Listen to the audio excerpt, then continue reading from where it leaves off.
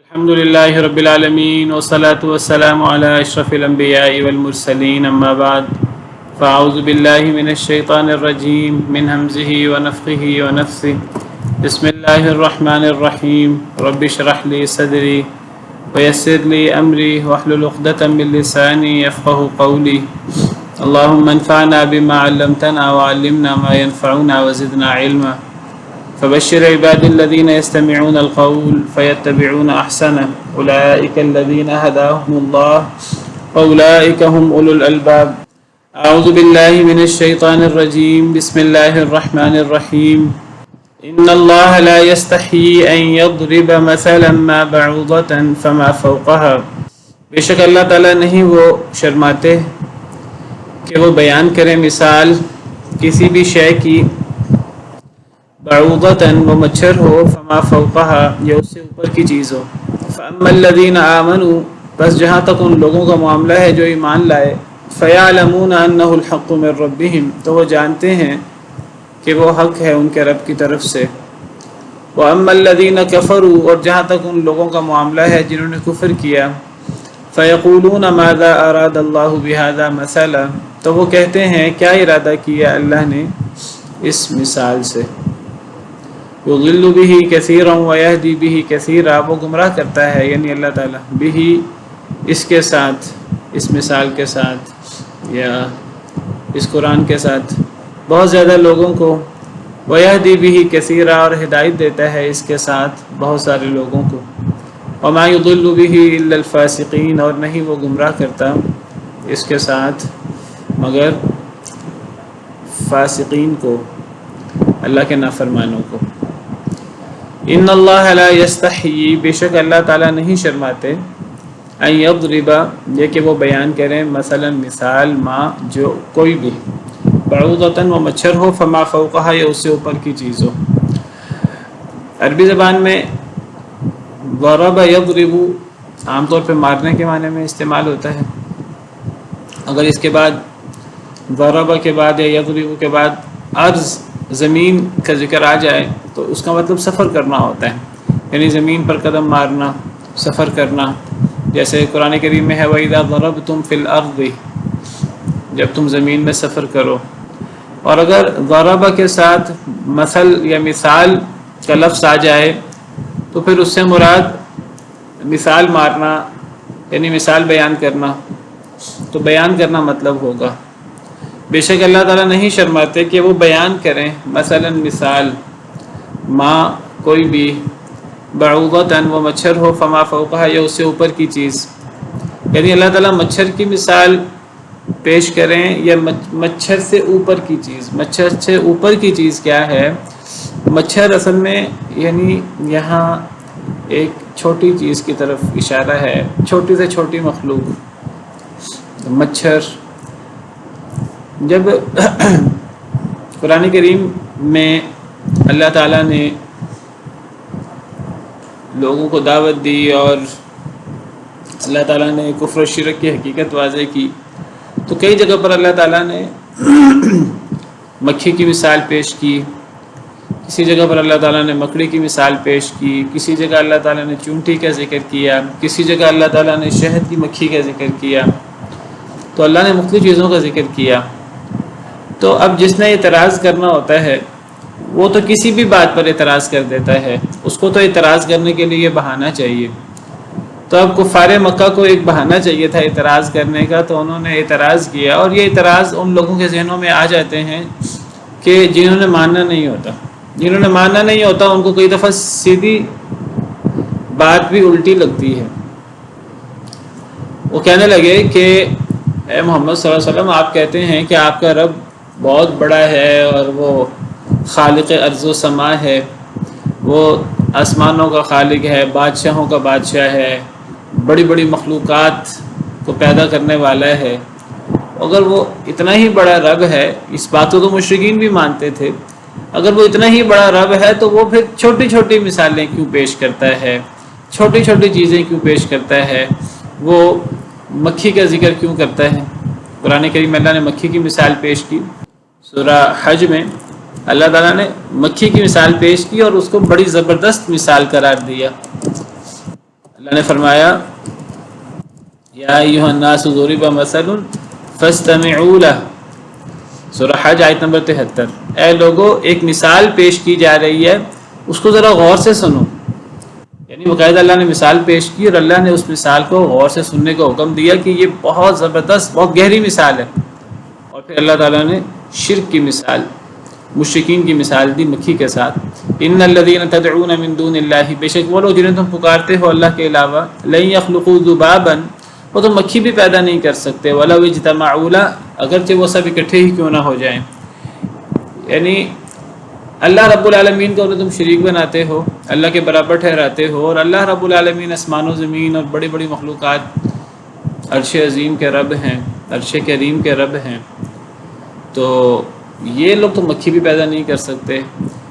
یہ اکیلے مکھی، یہ جو تمہارے معبود ہیں، اکیلے مکھی پیدا کرنا تو درکنار، یہ سب مل بھی جائیں سارے معبود تو یہ مل کر بھی مکھی پیدا نہیں کر سکتے۔ مکھی پیدا کرنا تو بڑی دور کی بات ہے، مل کر بھی نہیں کر سکتے، اور پیدا کرنا تو دور کی بات ہے۔ وَإِن يَسْلُبْهُمُ الذُّبَابُ شَيْئًا، اگر مکھی کچھ لے جائے ان کے سامنے جو نظر و نیاز دیتے تھے، کھانے پینے کی چیزیں، اکثر قبروں پر اور بتوں کے سامنے کھانے پینے کی چیزیں نظر و نیاز پیش کی جاتی ہیں، اور یہ کیوں پیش کی جاتی ہیں؟ نہ قبر والے کھاتے ہیں نہ بت کھاتے ہیں، یا اصل میں وہ مجاور بن کے جو بیٹھے ہوتے ہیں انہوں نے لوگوں کو اس طرف لگایا ہوتا ہے۔ کھانے پینے کے دھندے ہیں سارے جو شروع سے چل رہے ہیں، آج تک چل رہے ہیں، اللہ معاف کرے، پیٹ کے مسئلے ہیں، تو وہ لوگوں نے کھانے ہوتے ہیں، مجاوروں نے، تو وہ لوگ لے آتے ہیں۔ تو اللہ فرماتے ہیں یہ جو ان بتوں کے سامنے یہ جو کھانے پینے کی چیز پڑی ہے، اگر مکھی اس میں سے کچھ ذرہ لے جائے، یہ سب مل کر مکھی سے واپس نہیں لا سکتے۔ ضعف الطالب والمطلوب، کتنا کمزور طلب کرنے والا اور جس سے طلب کیا جا رہا ہے وہ بھی کتنا کمزور ہے، مانگنے والا بھی طالب سے مراد یہ مکھی کچھ لے جائے، اب یہ مکھی سے واپس طلب کرنے والے اور جس سے طلب کیا جا رہا ہے وہ مکھی، وہ کتنی کمزور ہے مکھی بھی، لیکن یہ کمزور ترین مکھی سے بھی یہ کتنے کمزور ہیں، یہ اپنا خوراک کا ذرہ واپس نہیں لا سکتے۔ یا طالب سے مراد مشرکین ہیں اور جو غیر اللہ سے مانگتے ہیں، اور مطلوب سے مراد غیر اللہ ہیں جن کو اللہ کے علاوہ پکارا جاتا ہے، تو مانگنے والے بھی کمزور، جن سے مانگا جا رہا ہے وہ بھی کمزور۔ کسی نے کتنی اچھی مثال پیش کی کہ غیر اللہ کی عبادت کرنا، غیر اللہ سے مانگنا ایسے ہی ہے جیسے کوئی جیل کا قیدی، وہ ایک قیدی دوسرے قیدی سے کہے کہ مجھے جیل سے باہر نکال دیا جائے، تو مانگنے والا بھی کمزور، جسے مانگا جا رہا ہے وہ بھی کمزور۔ ما قدر اللہ حق قدری، انہوں نے اللہ کی قدر نہیں کی جو اللہ کی قدر کرنے کا حق ہے۔ تو دیکھیے مکھی کی مثال پیش ہوئی، اسی طرح اللہ تعالیٰ نے شرک کی مثال پیش کرتے ہوئے اللہ نے مکڑی کی مثال پیش کی۔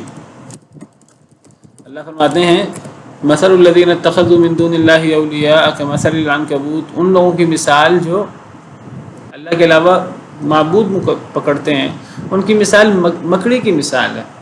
اتخذت بیتا، جو گھر بناتی ہے، وَإِنَّهُ أَحْسَنُ الْبُيُوتِ لَبَيْتُ الْعَنكَبُوتِ، اور بے شک سب سے ہلکا، سب سے کمزور گھروں میں وہ مکڑی کا گھر ہوتا ہے۔ یعنی مراد یہ ہے کہ مشرکین نے دیکھو سہارا لیا ہے اللہ کو چھوڑ کر، انسان سہارا لیتا ہے کسی کا غیر اللہ کا، تو اس کے دل میں وسوسہ یا وہ لوگوں نے یہ بات ڈالی ہوتی ہے گمراہ کرنے والوں نے کہ یہ حاجت روا ہیں، مشکل کشا ہیں، مشکلات سے دوچار کر سکتے ہیں، رحمتیں دے سکتے ہیں، کرم کر سکتے ہیں۔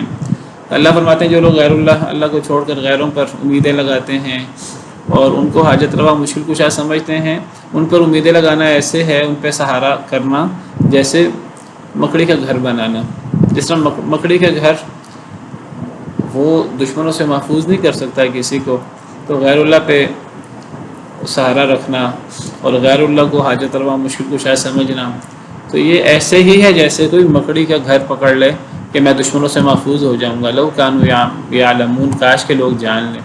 تو یہاں اللہ نے مکڑی کی مثال پیش کی، اسی طرح اللہ نے سورہ نمل پوری سورت قرآن کریم میں چونٹی کی، اسی طرح سورہ نحل پوری سورت قرآن کریم میں اللہ نے شہد کی مکھی کا ذکر کیا۔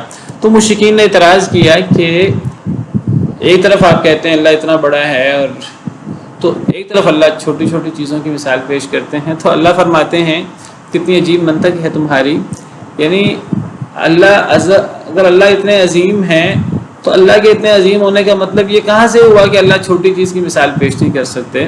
اللہ اللہ کی عظمت جس طرح یہ ہے کہ اللہ بڑی سے بڑی چیز پیدا کر سکتے ہیں، اسی طرح اللہ کی عظمت اور اللہ کی احسن الخالقین ہونے کی دلیل یہ بھی ہے اللہ چھوٹی سے چھوٹی چیز پیدا کر سکتے ہیں، یہ بھی تو اللہ کی عظمت کی دلیل ہے۔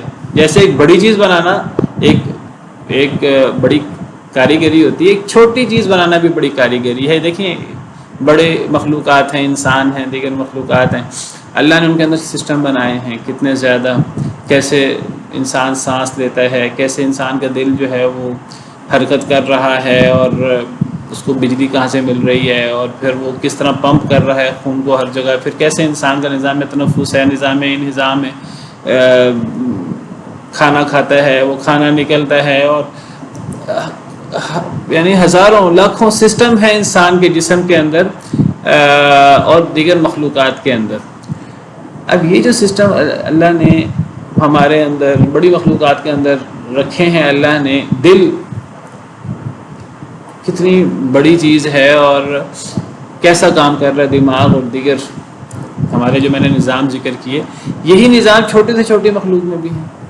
چونٹی میں بھی یہ سسٹم کام کر رہے ہیں، چونٹی بھی سانس لیتی ہے، چونٹی کے بھی کوئی نظام ہے، چونٹی کے بھی دل ہوتا ہے، اور چونٹی کی بھی اس طرح کی چیزیں ہیں۔ مچھر کہتے ہیں مچھر کا ایک ہی نہیں پتہ نہیں کتنے دل ہوتے ہیں، جو آپ لوگ بہتر جانتے ہیں، یہ گوگل کریں تو پھر پتہ نہیں آنکھیں اس کی جو ہیں وہ زیادہ ہوتی ہیں، اور پتہ نہیں کیا کیا اللہ نے سسٹم رکھے ہیں، اور کیا کیا اللہ نے اللہ کی کاریگری، عجیب کاریگری۔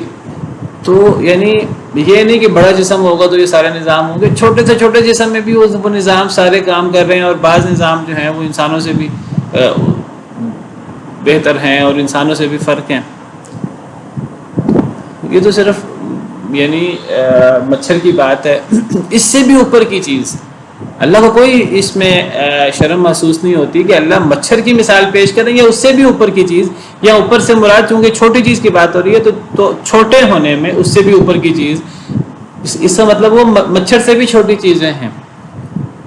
چونٹی لے لیں آپ، یا اس سے چھوٹی چیزیں، یعنی اس دور میں تو سائنس نے اتنی ترقی نہیں کی تھی، لوگوں کے نزدیک یہی سب سے چھوٹی چیز تھی، لیکن اب تو دیکھیے اب تو یعنی جراثیم ہیں، بیکٹیریا ہیں، پھر بیکٹیریا ایسے جراثیم ہیں آنکھوں سے نظر نہیں آتے، ہم ان کو خوردبین سے دیکھ سکتے ہیں، لیکن یہ بیکٹیریا جو ہے ان سے بھی چھوٹے وائرس ایسے جراثیم ہیں کہ جو بیکٹیریا کے اندر پرورش پاتے ہیں، اور ان کے اندر بھی یہ سسٹم موجود ہے۔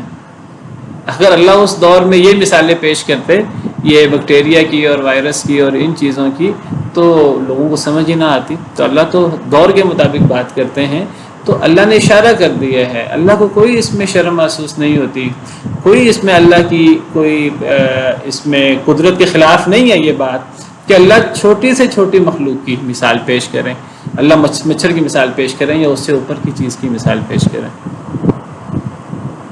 آج کل دیکھیں نینو ٹیکنالوجی ہے، یہ بھی ایک بہت لمبا میدان ہے، اور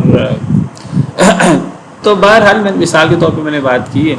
تو جس طرح بڑی سے بڑی چیز پیدا کرنا اللہ کی بڑی عظیم قدرت ہے، چھوٹی سے چھوٹی چیز پیدا کرنا اللہ کی بہت بڑی قدرت ہے۔ اللہ فرماتے ہیں اصل میں اعتراض کی وجہ کیا بنی، اعتراض کی وجہ کیا ہے، وہ ہے ایمان اور کفر۔ فَأَمَّا الَّذِينَ آمَنُوا فَيَعْلَمُونَ أَنَّهُ الْحَقُّ مِنْ رَبِّهِمْ، جہاں تک ان لوگوں کا معاملہ جو ایمان لائے وہ جانتے ہیں کہ یہ حق ہے ان کے رب کی طرف سے، جن کا دل حق پر ہے، جو ایمان لائے، جو اللہ پر یقین رکھتے ہیں، ایمان بالغیب ہے، باقی چیزیں ہیں، تو ساری چیزیں سیٹ بیٹھ جاتی ہیں ان کی نظر میں۔ وہ کہتے ہیں کہ اللہ چھوٹی سے چھوٹی چیزوں کی مثال پیش کرتے ہیں، اس میں حکمتیں ہیں، اس میں بھی اللہ کی عظمت اور قدرت ہے، جیسے میں نے کچھ تھوڑا بہت وضاحت کرنے کی کوشش کی۔ وہ جانتے ہیں کہ یہ حق ہے اور یہ اللہ کی بہت بڑی قدرت ہے۔ وَأَمَّا الَّذِينَ كَفَرُوا، جہاں تک ان لوگوں کا معاملہ جنہوں نے کفر کیا، فَيَقُولُونَ، تو وہ کہتے ہیں ماذا اراد اللہ بہذا مثلا، وہ کہتے ہیں کیا ارادہ کیا اللہ نے اس مثال سے۔ تو اصل مسئلہ مثال میں نہیں ہے، اصل مسئلہ کفر کا ہے، اصل مسئلہ تو ہے نہ ماننے کا۔ جو نہیں مانتا اس کو سیدھی چیز بھی ٹیڑھی نظر آتی ہے، وہ سیدھی چیز میں بھی شبہ کا شکار ہو جاتا ہے، شک و شبہ کا شکار ہو جائے گا، اشتباہ اس کو لگ جائے گا۔ تو جس نے نہیں ماننا وہ سیدھی سیدھی بات پہ بھی اعتراض کر دیتا ہے۔ تو اصل مسئلہ ایمان اور کفر کا ہے، اصل مسئلہ بغاوت کا ہے، ہٹ درمی کا ہے، میں نہ مانوں کا ہے۔ اب جس طرح لوگ اب کفار ہیں، یہ نبی کریم صلی اللہ علیہ وسلم پر، آپ کی سیرت پر اعتراض کرتے ہیں، حالانکہ آپ سے بہتر سیرت کس کی ہو سکتی ہے، اس کی گواہی تو کفار بھی دیتے ہیں۔ لیکن جس نے نہیں ماننا تو وہ نبی کریم صلی اللہ علیہ وسلم پر، آپ کی سیرت پر اعتراضات کرتے ہیں۔ وہ چیزیں جو آپ کی یعنی اخلاق عالیہ میں شامل ہیں، انہی چیزوں پر اعتراض ہو رہا ہوتا ہے۔ آپ نے چھوٹی عمر سے پہ شادی کر لی، آپ نے زیادہ شادیاں کر لی، یہ ہو گیا وہ ہو گیا۔ حالانکہ جو ایمان والے ہیں، اس کو اگر ایمان کی نظر سے دیکھیں تو یہ تو آپ کا یعنی اخلاق عالیہ ہے آپ کا، کہ وہ ضرورت تھی زیادہ شادیاں کرنا، کہ یعنی آپ کی رسالت صرف مردوں کے لیے نہیں تھی، عورتوں کے لیے بھی تھی۔ اب عورتوں کے لیے ان معاملات میں جو عورتوں کے معاملات ہیں، اس میں نبی صلی اللہ علیہ وسلم تو اس وقت کیسے ان چیزوں کو عملی طور پہ کر کے دکھاتے۔ تو ازواج مطہرات مختلف، کوئی چھوٹی عمر کی، کوئی بڑی عمر کی، جنہوں نے کسی نے چھوٹی عمر سے آپ کے پاس یہ سارے مسئلے سیکھے ہیں، اور پھر وہ امت کی عورتوں کے لیے ایک عملی نمونہ بن گئی ان مسائل میں جو عورتوں کے مسائل ہیں۔ پھر نبی صلی اللہ علیہ وسلم نے چھوٹی عمر کی ازواج مطہرات کے ساتھ نبھا کر کے دکھایا، بڑی عمر کی ازواج مطہرات کے ساتھ نبھا کر کے دکھایا۔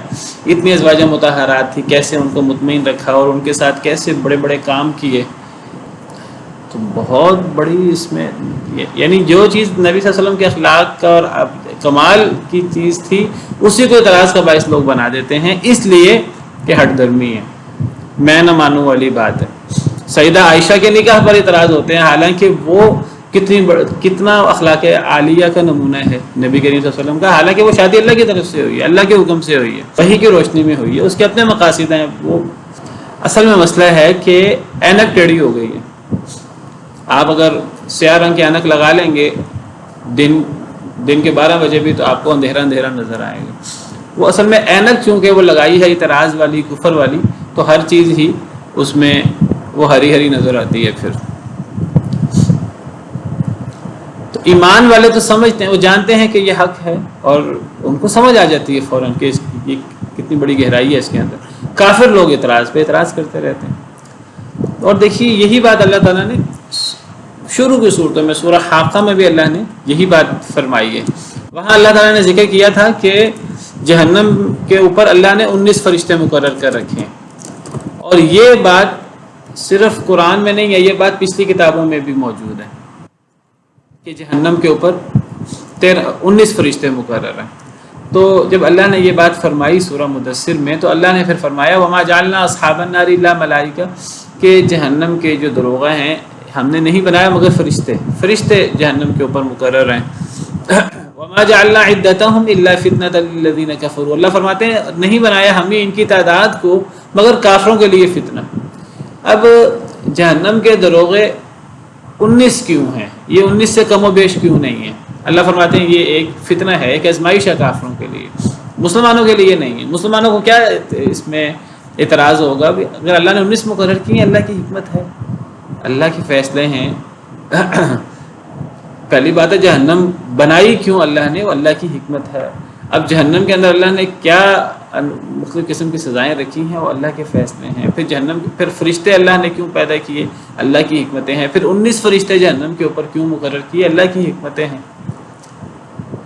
اس طرح کر کے تو اعتراض کرنے لگیں گے تو ہر چیز پہ اعتراض ہو جائے گا۔ تو اللہ فرماتے ہیں کہ جہنم کی فرشتوں کی تعداد 19 ہے، اور یہ آزمائش ہے کافروں کے لیے۔ لِيَسْتَيْقِنَ الَّذِينَ أُوتُوا الْكِتَابَ وَيَزْدَادَ الَّذِينَ آمَنُوا ایمانا، لیکن یہ 19 فرشتوں کی تعداد سے اہل کتاب کو یقین ہو جاتا ہے کہ یہ قرآن، یہ دین اسلام، یہ اللہ کی طرف سے دین ہے۔ کیوں؟ کیونکہ پچھلی کتابوں میں بھی یہ بات موجود ہے کہ جہنم کے دروغے 19 ہیں، اور ایمان والوں کو ایسے ایمان پڑتا ہے۔ اچھا، پچھلی کتابوں میں بھی یہ بات موجود ہے، حالانکہ نبی کریم صلی اللہ علیہ وسلم نے یہ بات پچھلی کتابوں میں نہیں پڑھی۔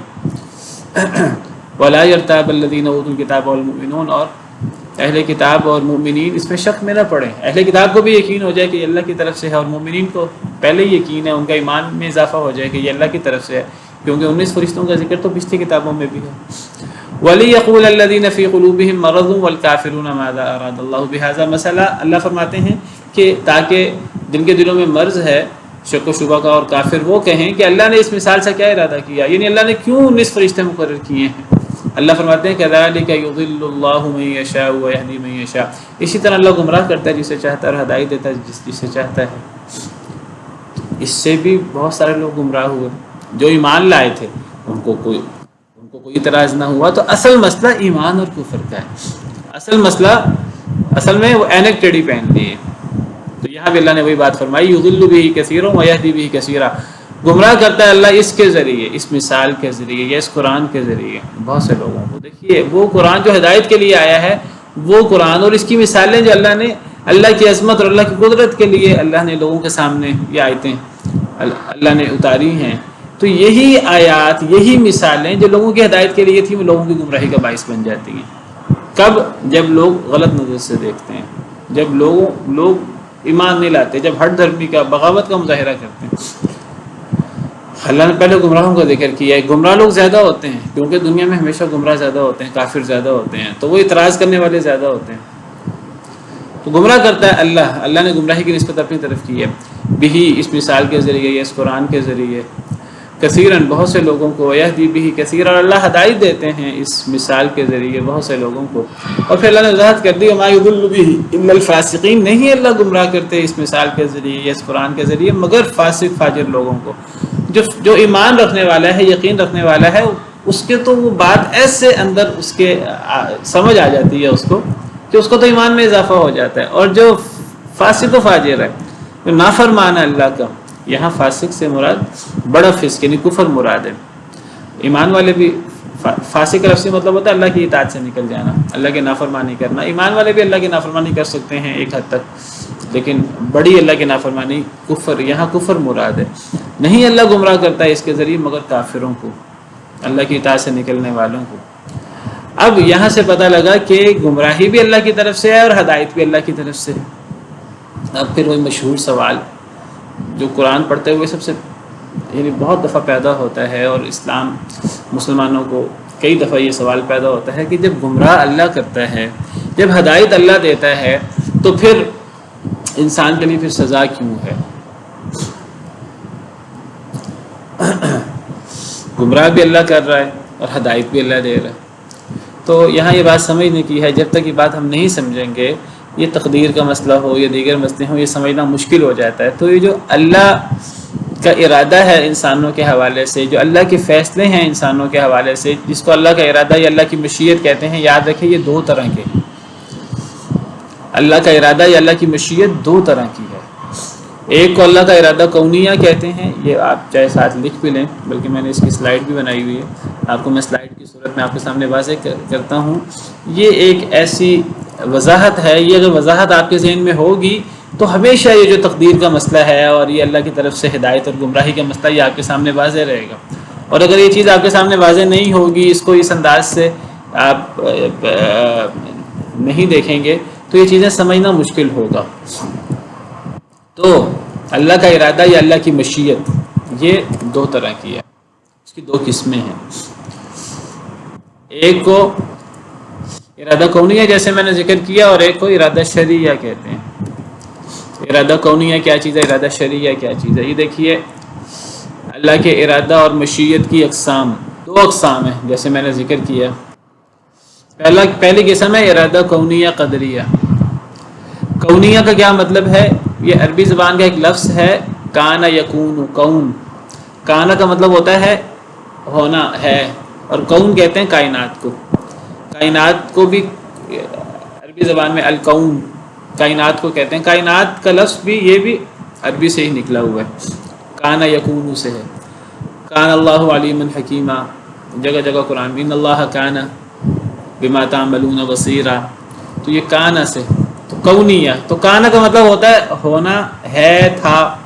تو اللہ کا ارادہ کونیہ، اللہ کا ارادہ کونیہ قدریہ، اس سے مراد وہ چیزیں ہیں جو ہو جاتی ہیں۔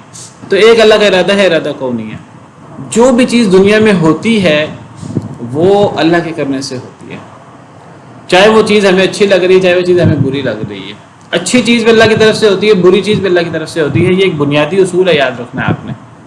اس کائنات میں ہر اچھی بری چیز اللہ کی طرف سے ہوتی ہے، اللہ کے حکم سے ہوتی ہے.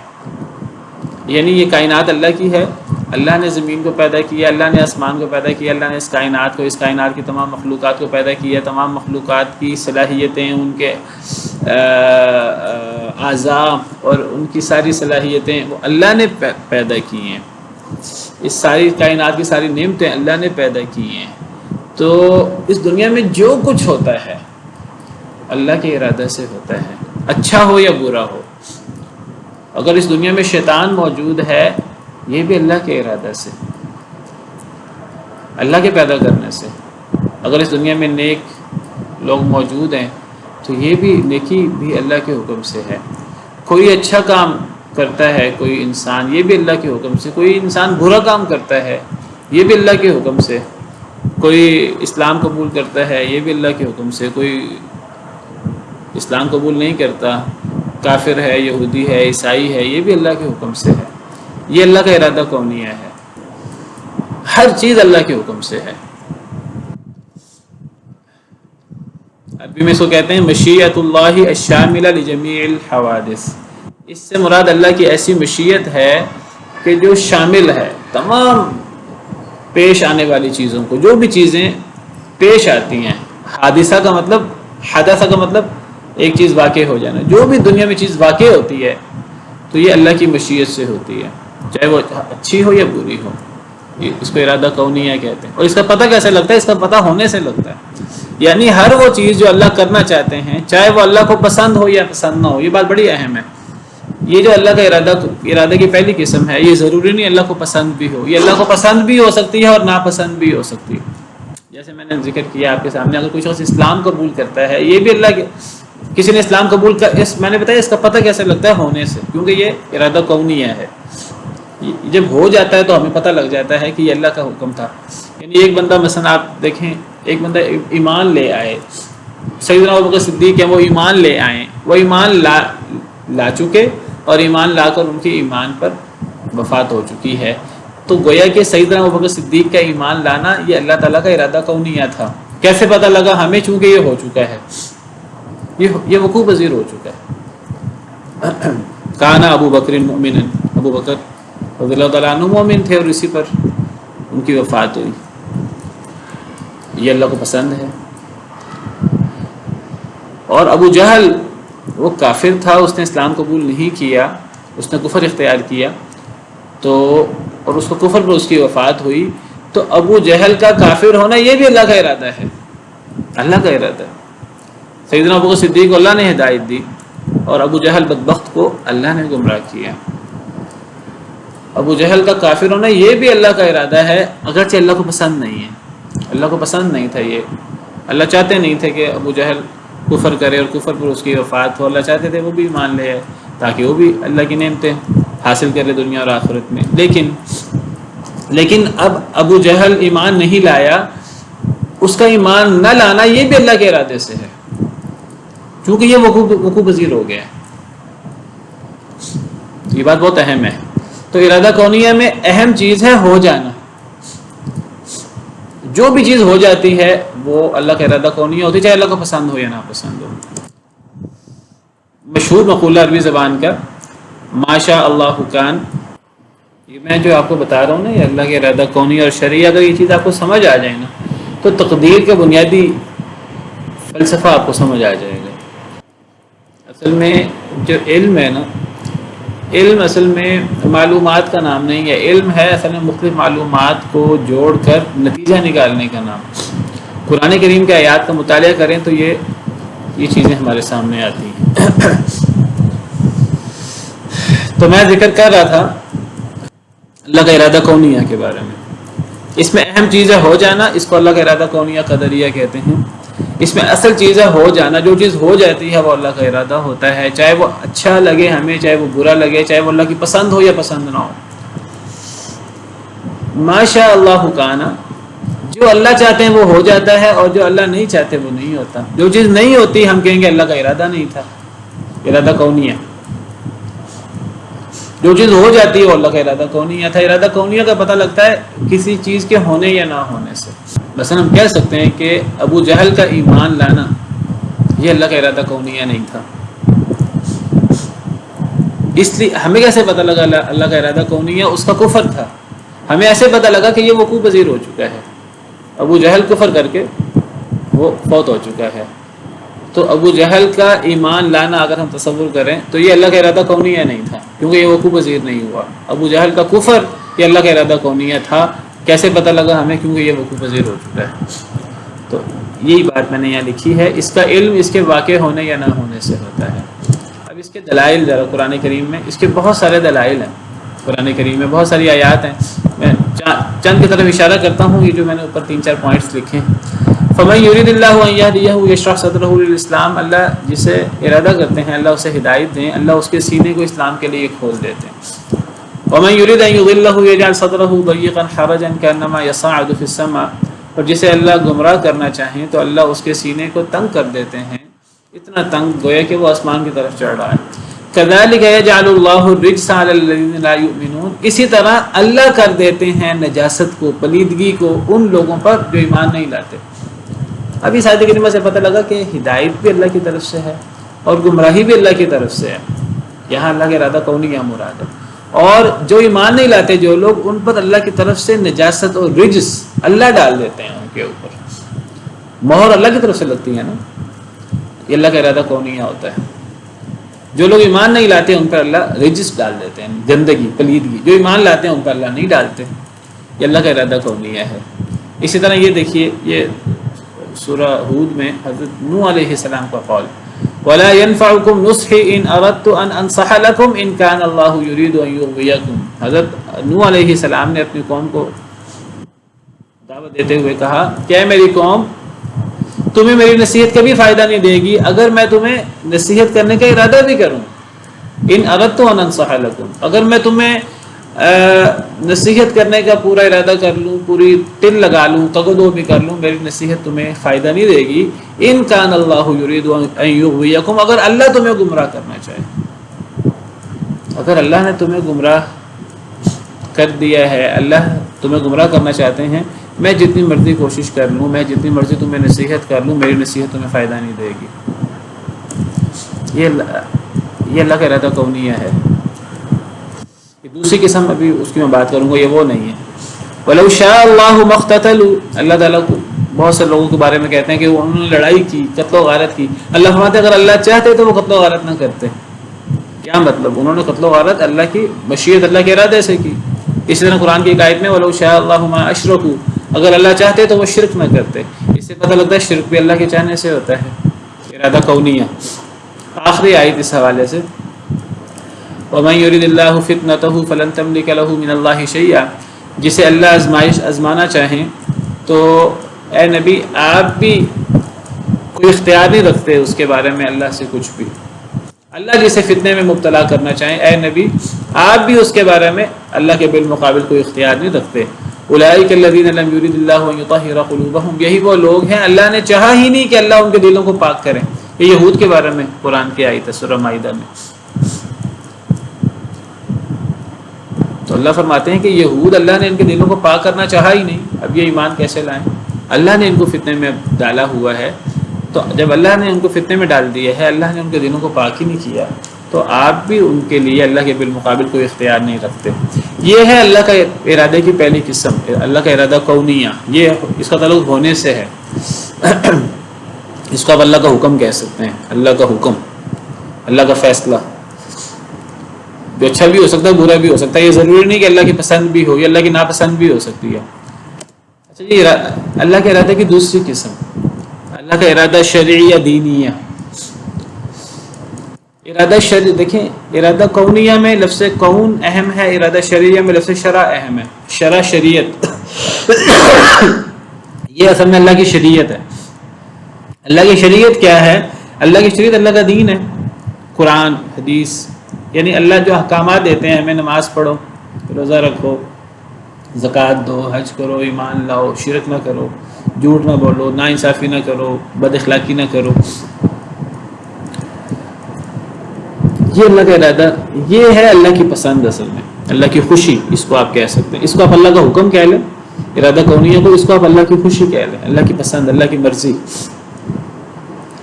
اس کا تعلق دین سے ہے، شریعت سے ہے. اس کا پتہ لگتا ہے شریعت سے، قرآن و حدیث سے. جس طرح ارادہ کونیہ کا پتہ لگتا ہے، جیسے میں نے کہا ارادہ کونیہ کا پتہ لگتا ہے کانا سے، ہونے سے. جب وہ ہو جاتی ہے ہمیں پتہ لگ جاتا ہے. جیسے میں نے آپ کو مثالیں دی، حضرت ابوبکر صدیق کا ایمان چونکہ ہو چکا ہے، اللہ کی پسند بھی تھا وہ، لیکن وہ اللہ کا ارادہ کونیہ تھا وہ. تو ابو جہل کا کفر یہ اللہ کا ارادہ کونیہ تھا کیونکہ یہ ہو چکا ہے. اس ارادہ کونیہ کا پتہ لگتا ہے ہونے سے. ارادہ شرعیہ کا پتہ کیسے لگتا ہے؟ شریعت سے. اس کی کیا ڈیفینیشن ہے عربی زبان میں؟ ارادۃ اللہ المتضمنہ للمحبۃ والرضا.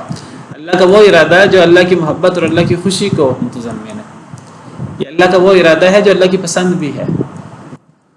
ارادہ کونیہ میں، اللہ کا ارادہ کونیہ میں یہ ضروری نہیں اللہ کی پسند بھی ہو، اللہ کی پسند بھی ہو سکتی ہے، ناپسند بھی ہو سکتی ہے، لیکن یہ جو ارادہ ہے یہ اللہ کی پسند کے مطابق ہے، یہ اللہ کی خوشی ہے.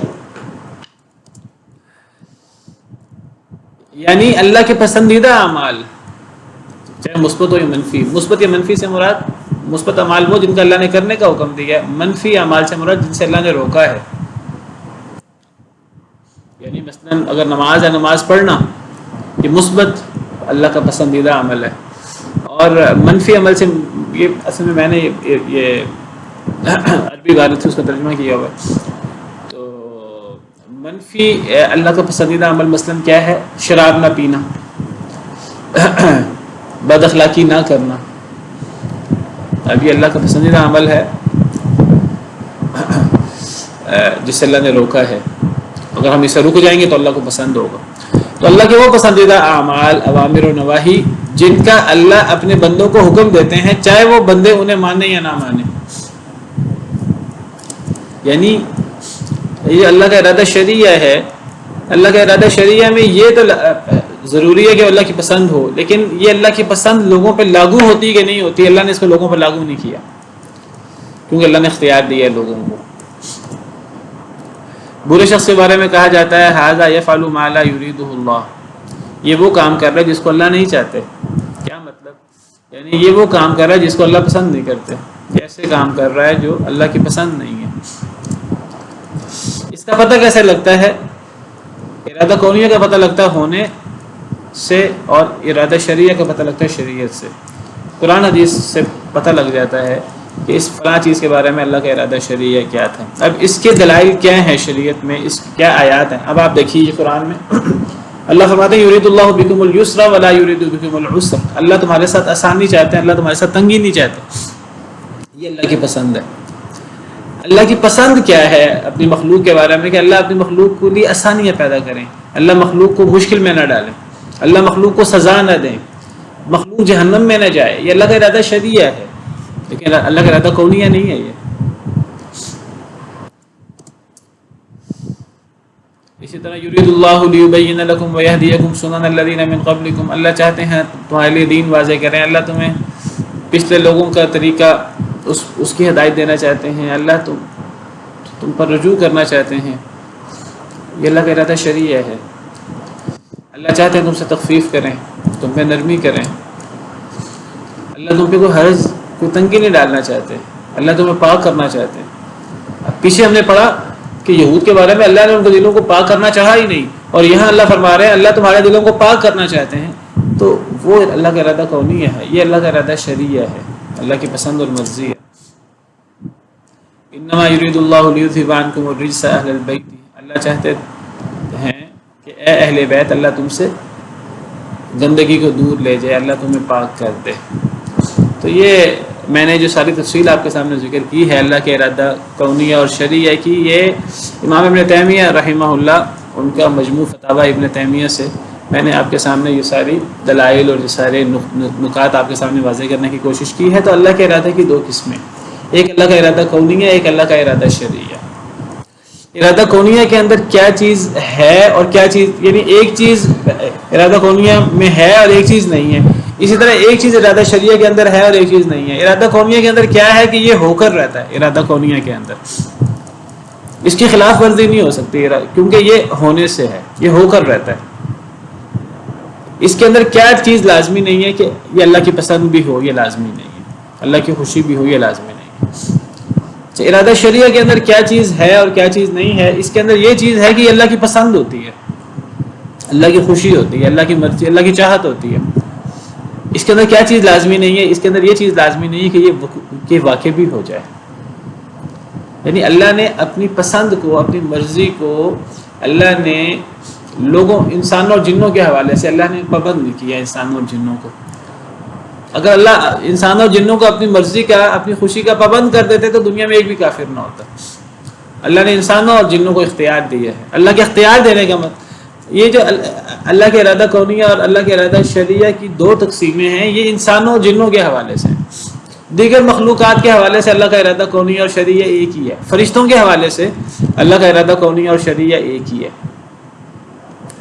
لیکن اسی طرح آسمان و زمین کے حوالے سے وہاں ہوتا ہی وہ ہے جو اللہ چاہتے ہیں، اور وہ ہوتا بھی اللہ کی مرضی کے مطابق ہے۔ وہاں اللہ کی مرضی کے خلاف نہیں کچھ ہو سکتا۔ لیکن انسانوں اور جنوں میں اللہ نے چونکہ انہیں اختیار دیا ہے تو یہاں وقتی طور پر اللہ کی مرضی کے خلاف بھی ہو جاتا ہے۔ اللہ چاہتے ہیں سب بندے ایمان لائیں، اللہ کا ارادہ شرعیہ ہے سب بندے ایمان لائیں، لیکن اللہ نے اس کو پابند نہیں کیا۔ زیادہ لوگ ایمان نہیں لاتے اللہ کی مرضی کے خلاف، اللہ کی خوشی کے خلاف، لیکن ہے وہ بھی اللہ کا ارادہ کونیہ۔ اب سوال یہ ہے کہ یہ اللہ کا ارادہ کیسے ہے؟ ارادہ شرعیہ تو سمجھ آتی ہے کہ وہ اللہ کی، اصل میں ہم لوگ بعض دفعہ سمجھتے ہیں کہ اللہ کا ارادہ اللہ کی مرضی کو کہتے ہیں، یہ ضروری نہیں ہے۔ اللہ کی خوشی کو اللہ کا ارادہ کہیں، اللہ کی خوشی بھی اللہ کا ارادہ ہے، اور جو چیز اللہ کی خوشی کے خلاف ہو جائے اللہ کا ارادہ شرعیہ کے خلاف ہو سکتا ہے انسانوں اور جنوں کے حوالے سے۔ اللہ نے انہیں اختیار دیا ہے وہ بھی اللہ کا ارادہ۔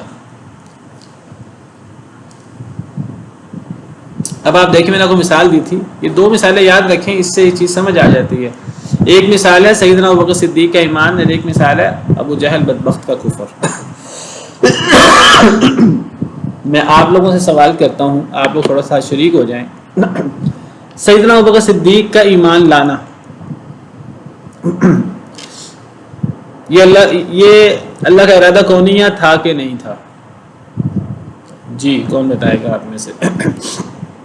حضرت ابوبکر صدیق کا ایمان لانا، کسی مومن کا ایمان لانا جو ایمان لا کے فوت ہو چکا ہے، یہ اللہ کا ارادہ کونیہ ہے کہ نہیں؟ جی کوئی بھی بیان کرے آپ میں سے۔ السلام علیکم سر۔ یہ اللہ کا ارادہ کونیہ بھی ہے اور شرعیہ بھی ہے۔ ہاں، یہ اللہ کا ارادہ، حضرت ابوبکر صدیق کا ایمان لانا یہ اللہ کا ارادہ کونیہ تھا۔ کیسے پتہ لگا ہمیں؟ کیونکہ یہ ہو چکا ہے، اس کے ہونے سے پتہ لگا۔ میرا اگلا سوال تھا، آپ نے پہلے جواب دے دیا کہ یہ اللہ کا ارادہ شرعیہ ہے کہ نہیں؟ یہ اللہ کا ارادہ شرعیہ بھی ہے، کیونکہ اللہ کی پسند بھی ہے، اللہ کی خوشی بھی ہے۔ کیسے پتہ لگا ہمیں اللہ کی پسند ہے کہ نہیں؟ اللہ قرآن میں جگہ جگہ فرماتے ہیں اے لوگو ایمان لاؤ، یا ایھا الذین آمنوا آمنوا، اے لوگو ایمان لے آؤ، اے لوگو ایمان لے آؤ۔ نبی صلی اللہ علیہ وسلم نے فرمایا کہ اے لوگو لا الہ الا اللہ کہو تو تم کامیاب ہو جاؤ گے۔ تو شریعت سے پتہ لگتا ہے ارادہ شرعیہ کا۔ تو سیدنا ابو صدیق کا ایمان لانا اللہ کا ارادہ کونیہ بھی ہے اور اللہ کا ارادہ شرعیہ بھی ہے۔ ابو جہل کا کفر کرنا، کوئی اور بتائے آپ میں سے کہ ابو جہل کا کفر کرنا، اس کے بارے میں کون بتائے گا کہ اللہ کا ارادہ کونیہ اور شرعیہ ہے کہ نہیں؟ ناصر صاحب آپ بتائیں گے؟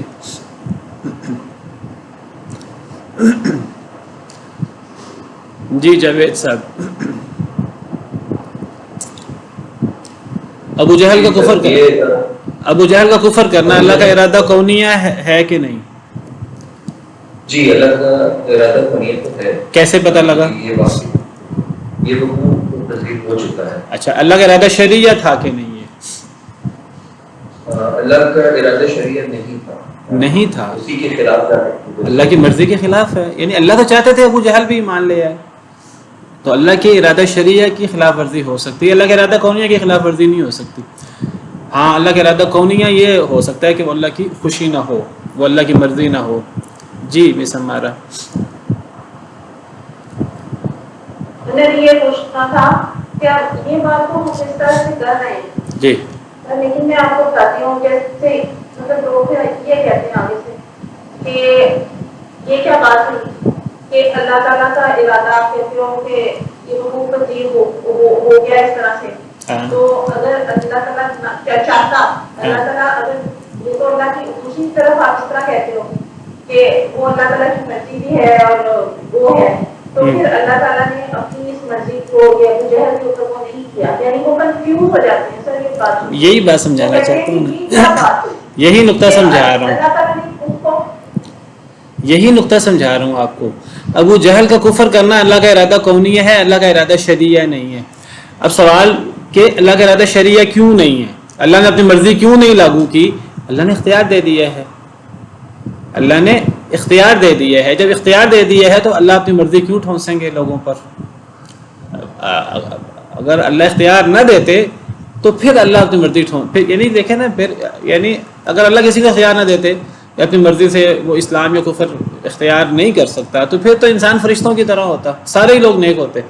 तो फिर इंसानों का और फरिश्तों का फ़र्क क्या होता है? अब हमारा अगला लेक्चर इंशाल्लाह वो आगे आयत आ रही हैं हज़रत आदम अलैहिस्सलाम की पैदाइश, और अल्लाह ने हज़रत आदम अलैहिस्सलाम को क्यों पैदा किया, और अल्लाह ने फरिश्तों के सामने रखा, और फरिश्तों ने कहा कि हम तो ए अल्लाह, ये आदम तो कत्ल गारत भी करेगा, ये तो खून भी बहाएगा, जहाँ तक तस्बीह की बात है नेकी तो हम बहुत करते हैं। तो अल्लाह ने वहाँ क्या फरमाया था वो इंशाल्लाह मैं तफसील से बयान करूँगा। अल्लाह ने फरमाया जो मैं जानता हूँ तुम नहीं जानते।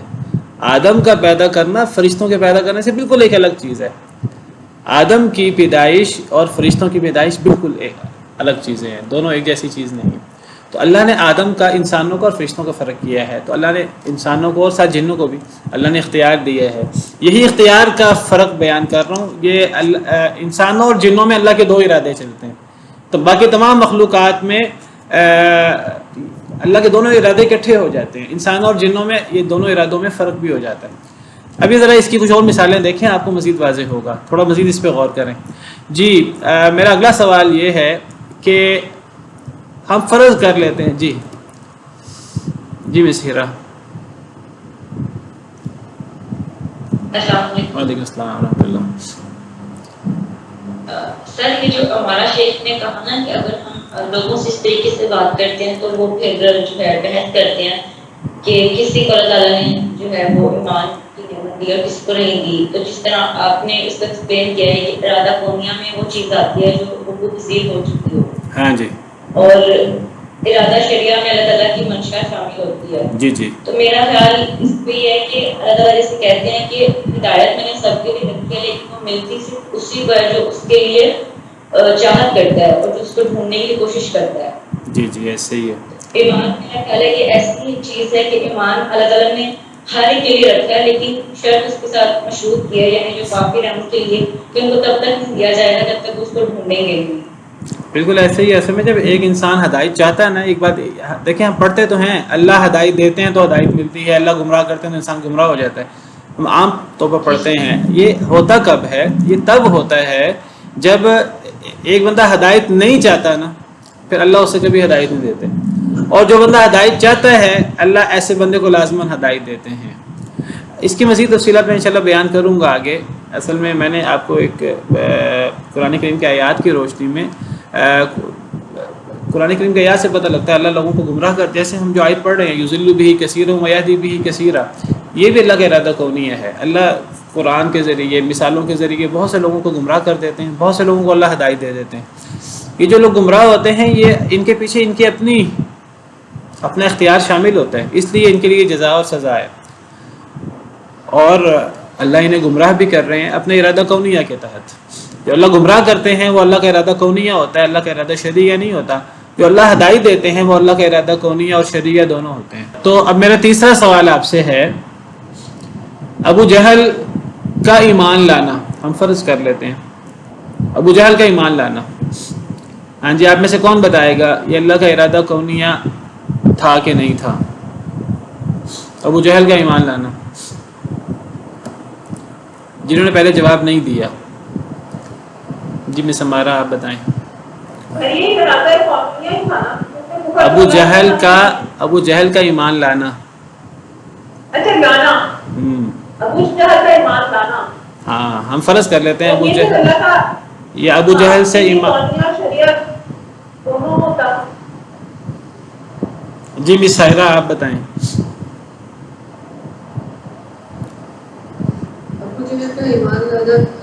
ارادہ کونیہ نہیں تھا. نہیں تھا. کیسے پتہ لگا؟ کیونکہ یہ وقوع پذیر نہیں ہوا. یعنی ارادہ کونیہ کا پتہ لگتا ہے کون سے، ہونے سے. یہ ہوا نہیں ہے. ابو جہل کفر پہ فوت ہو گیا تو یہ اللہ کا ارادہ کونیہ نہیں تھا. اب میرا سوال ہے یہ اللہ کا ارادہ شرعیہ تھا کہ نہیں تھا؟ ابو جہل کا ایمان لانا.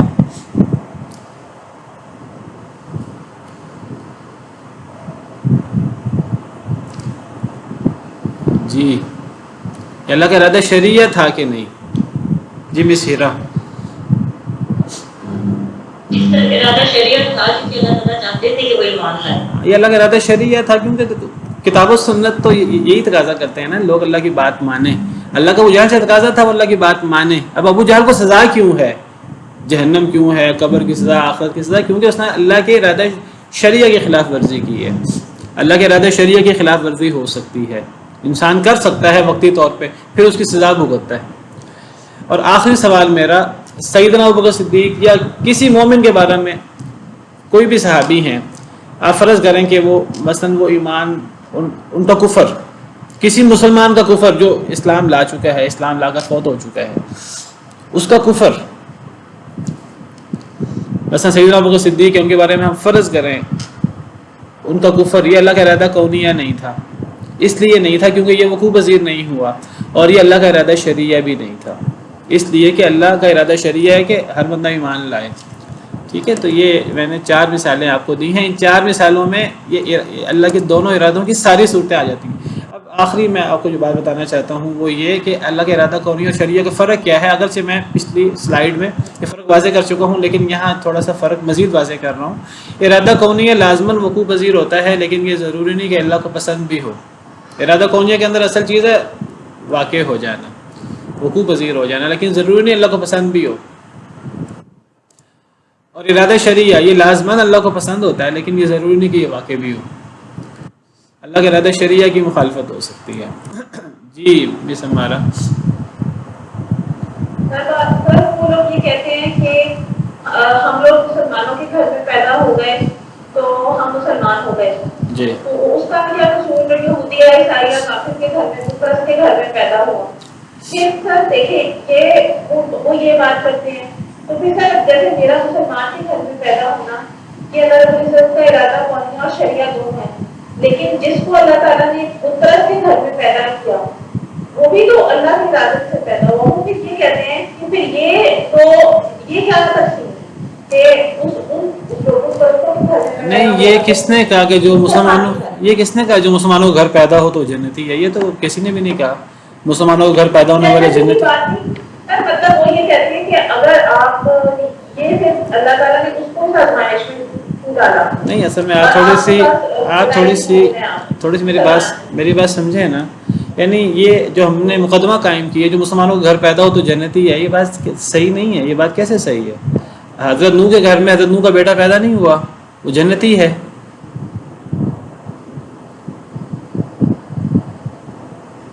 مسلمانوں کے گھر پیدا ہونے سے جنتی کب ہوتا ہے؟ جنتی کب ہوتا ہے؟ جنتی تب ہوتا ہے جب وہ اسلام کو قبول کرے بالغ ہونے کے بعد اپنی مرضی سے. اب جب وہ اسلام کو قبول کرے گا تو اس لیے جنتی بنے گا نا. اور اگر ایک بندہ کافر کے گھر میں پیدا ہو جائے تو کافر کے گھر پیدا ہونے سے کوئی جہنمی نہیں ہو جاتا. تمام صحابہ کرام رضوان اللہ علیہم اجمعین، حضرت ابراہیم ہے کافر باپ کے گھر پیدا ہوئے جو کفر کا امام تھا، بت بنایا کرتا تھا. حضرت ابراہیم علیہ السلام وہ متقین کے امام ہیں. میں نے آپ کو 2 مثالیں دی ہیں بڑی واضح، اس کی یعنی 85 مثالیں ہیں. تو یعنی مسلمان کے گھر پیدا ہونے والا جنتی نہیں ہوتا، یہ اصول یاد رکھیں. اور کافر کے گھر میں پیدا ہونے والا جہنمی نہیں ہوتا. جنتی ایک بندہ اپنا نام محمد، اس کا ماں باپ نام محمد رکھ لیں تو وہ مسلمان گھر میں پیدا ہو جائے، اس کا نام مسلمانوں والے ہیں، وہ مسلمان کہلاتا بھی ہے، اپنے آپ کو جنتی نہیں ہو جاتا. جنتی تب ہوگا جب وہ بالغ ہونے کے بعد، ہوش مند ہونے کے بعد باقاعدہ اپنے ہوش سے اپنی مرضی سے اسلام کو اپنائے اور اس کے مطابق عمل کر کے دکھائے. اور اگر ایک بندہ کافر گھر میں پیدا ہو تو وہ کافر گھر میں پیدا ہونے سے جہنمی نہیں ہو جاتا، الا یہ کہ وہ اپنے ہوش میں آنے کے بعد اپنی مرضی سے کفر کو اختیار کرے. اگر وہ ہوش میں آنے کے بعد اسلام قبول کر لے، اللہ ہر بندے کو توفیق دیتے ہیں، اس کے سامنے حق باطل آتا ہے جو قبول کر لیتے ہیں وہ جنتی ہو جاتے ہیں، جو نہیں قبول کرتے تو وہ جہنمی ہوتے ہیں. تو انسان کا اس میں پورا اختیار شامل ہے. سر جی وہ بھی آپ سے کہتے ہیں کہ پرابیبلٹی زیادہ ہو جاتی ہے جو بندہ اندر پیدا ہو، جی بجائے اس کے کہ مسلمان میں پیدا ہو. نہیں ایسا سر نہیں، میں ایک چیز اللہ نے اس کو زیادہ موقع دیے، اللہ نے اس کو نہیں زیادہ ایسا موقع دیے کہ وہ مسلمان ہو اس پہ چل سکے. نہیں ایسا اور جو بالکل بت پرستی میں پیدا ہوا اس کو اللہ نے اس مواقع سے محروم کر دیا. یہ سر یہ ساری باتیں نہیں کرتے ہیں، اپنے مسلمان کرتے ہیں. یہ باتیں ہمیں سمجھ. اصل میں جی جی کریں بات. جی سر دیکھیے اللہ نے کہا کہ جو مسلمان گھرانے میں پیدا ہوگا نا وہ اللہ تعالیٰ کا ارادہ کونیا بھی ہوگا، شریع بھی ہوگا. لیکن میرے خیال سے یہ چیز غلط آتی ہے کیونکہ جو مسلمان گھرانے میں پیدا ہوگا وہ بھی صرف ارادہ کونیا ہوگا. کیونکہ میں بہت سی ایسی لڑکیوں کو جانتی ہوں میری سراؤنڈنگس میں ہیں جو 18 پلس ہونے کے بعد انہوں نے کہا کہ ہم کسی مذہب کو نہیں مانتے، ہم اسلام پہ چلیں گے. بالکل ایسے غلط چیز ہے. اور یہ اسلام جو ہے نا یہ انسانوں کا بنایا مذہب ہے. میرے سامنے کی لڑکی اور لڑکیاں دین سے بالکل پھر گئے ہیں اور پیرنٹس بھی. اور اگر میں اپنی بات کروں تو میری فیملی میں یعنی میں کسی فرقے کو ریپرزینٹ نہیں کی، لیکن پھر بھی مجھے لگتا ہے کہ اللہ نے جس طریقے سے مجھے ہدایت دیا میں اپنے پورے خاندان کے خلاف جا کر اس چیز کی جو ہے وہ تعلیم حاصل کر رہی ہوں، صحیح غلط، کیونکہ میرے اندر اس چیز کی کیوریسٹی ہے. اور مجھے یہ فتوے سننے پڑتے ہیں کہ میں جو ہوں وہ آدھی کافر ہو چکی ہوں، کیونکہ میں جو ہر چیز میں حدیث کا حوالہ لے آتی ہوں، میں اس کے مستند یا غیر مستند ہونے پہ اور لے کے بیٹھ جاتی ہوں کہ پھر ہی میں اس کو فالو کروں گی. یعنی نظر میں آتی سارا کچھ آپ سمجھ سکتے ہیں. میں نہیں کرتی تو میں تو آدھی کافر ہوں. میں ہر چیز میں بدعت کا ٹیگ لگا دیتی ہوں یا میں بدعت کو دیکھتی ہوں اور پھر میں اس سے ہٹ جاتی ہوں. تو میرا خیال ہے کہ میرا مسلمان ہونا بھی صرف اللہ تعالیٰ کا ارادہ کونیا تھا. اب میں صحیح ڈائریکشن اگر ڈھونڈ رہی ہوں تو یہ ارادہ شریعہ ہوگا. میں پیدا مسلمان ہوئی وہ ارادہ شریعہ نہیں تھا. بالکل میں آپ کو یہی بتانا چاہتا ہوں. ہماری بہت بڑی غلط فہمی ہے کہ ہم مسلمان ہیں اس لیے کہ ہم مسلمان گھرانے میں ہم پیدا ہوئے ہیں، ہم تو بخشائے ہیں. یہ بات یاد رکھیے، مسلمان گھرانے میں پیدا ہونے سے کوئی بندہ حقیقی مسلمان نہیں ہوتا، کوئی بندہ جنت کا وارث نہیں بنتا. جنت کا وارث حقیقی مسلمان تب بنے گا جب اپنے ارادے اور اپنی مرضی سے وہ اسلام کو اڈاپٹ کرے گا اور اس پر عمل کرے گا. ہم میں سے اکثر لوگ 40 50 سال 60 سال کی عمر ہے، انہوں نے کوئی تحقیق نہیں کی ہوتی کہ دین کیا ہے، ایمان کیا ہے، کفر کیا ہے، نماز کیا ہے، زکوٰۃ کیوں دینی ہے، کیوں نہیں دینی. ایسے لوگ، میں آپ کو صحیح بتاؤں بالکل واضح، یہ اصل میں وہ جو اللہ کو مطلوب مسلمان ہے وہ مسلمان نہیں ہے. مسلمان گھر میں پیدا ہونا مسلمان ہونا نہیں ہے، مسلمانوں والا نام ہونا مسلمان نہیں ہے. جیسے ابھی آپ نے جو آخر میں جنہوں نے بات کی کہ بہت سارے مسلمان جو ہیں وہ دہریے ہیں، ایتھیسٹ ہیں. بہت سارے مسلمان کہنے کو مسلمان ہیں لیکن وہ مسلمان ہیں ہی نہیں، وہ تو صرف مسلمانوں کے گھر میں پیدا ہوئے ہیں. تو اسی طرح جو کافر گھر میں پیدا ہوتا ہے، کافر گھر میں پیدا ہونے سے ایک بندہ جہنمی نہیں بن جاتا. وہ جہنمی تب بنے گا جب وہ بالغ ہونے کے بعد وہ حق کو قبول نہ کرے. اور پھر اب یہ کہ اللہ نے فلاں کو زیادہ موقع دیے، فلاں کو کم موقع دیے، یہ ہم کیسے فیصلہ کر سکتے ہیں؟ اللہ نے کس کو کتنے موقع دیے یہ ہم فیصلہ نہیں کر سکتے. اللہ تعالیٰ ظالم نہیں ہے، ایک بات یاد رکھیں. اللہ کافر کو بھی بہت موقع دیتے ہیں اور اللہ مسلمان کو بھی بہت موقع دیتے ہیں، دونوں کو موقع ملتے ہیں. تو وقت ہمارا ختم ہو گیا، اس پر بس کرتے ہیں. تو اس موضوع کو انشاءاللہ آئندہ آگے بڑھائیں گے. یہ آیت کریمہ میں نے ایک لکھی ہے سورہ نحل کی آیت نمبر 37. یہ آیت بہت اہم ہے، اس آیت کو سب لوگ پڑھ کے آئیے. سورہ نحل آیت نمبر 37. یہ ارادہ کونی اور شریعہ کے حوالے سے بہت اہم آیت ہے. تو انشاءاللہ میرا دل تھا آج ہم رکوع مکمل کر لیں. بہرحال ہمارا آئندہ آخری لیکچر ہے. چلیں بہرحال سبحان ربک رب العزت عما یصفون وسلام علی المرسلین والحمد للہ رب العالمین.